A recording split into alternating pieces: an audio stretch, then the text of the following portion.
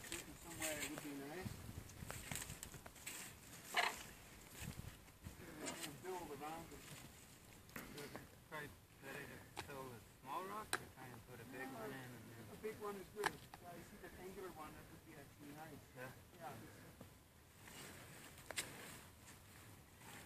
There's one behind you too that might fit.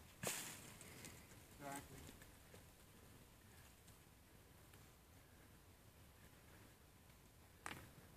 You put it just upstream of it.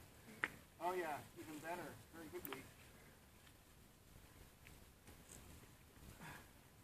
And then you need to build up to all the way to exactly.